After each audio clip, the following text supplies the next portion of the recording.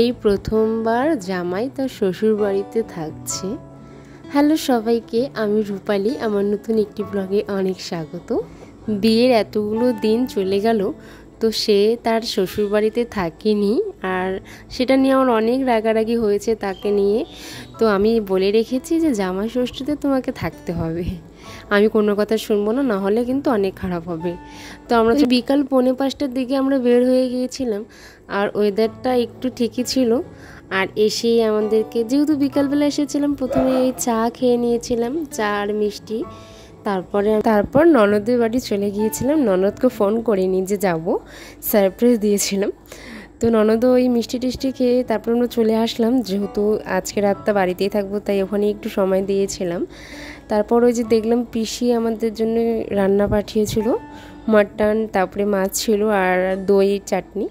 তারপর কিছুক্ষণ পরে রান্নাঘরে এসে দেখছিলাম যে কি রান্না করেছে মা।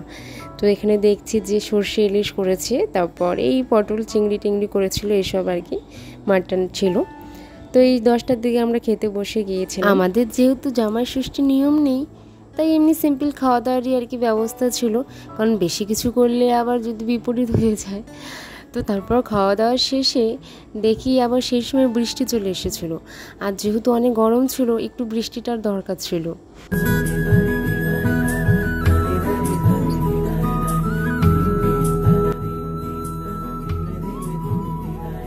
আমার আকাশ দেখা ঘুড়ি। আজকে সূর্যের তাপটা না থাকাও গরমটা কিন্তু বেশ ভালোই ছিল, আর এই বৃষ্টিটা অনেক দরকার ছিল। তো খাওয়া দাওয়ার পরে আমি জানলার সামনে বসে, এই হালকা হালকা হাওয়া ছিল, গাটাকে ঠান্ডা করছিলাম।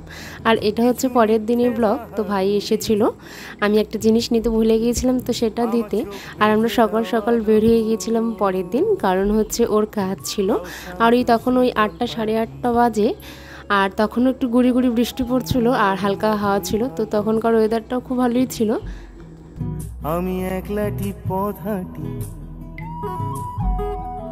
আমার বিচ্ছিরি এক তারা,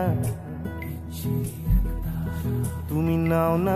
আর আজকে যেহেতু বৃহস্পতিবার, তো সকালে এসে ওই স্নান টান করে আমি পুজো দিয়ে নিয়েছিলাম। আর আজকের মতন মিনি ব্লগটা এইটুকুই। কেমন লাগলো অবশ্যই জানিও। সবাইকে টাটা।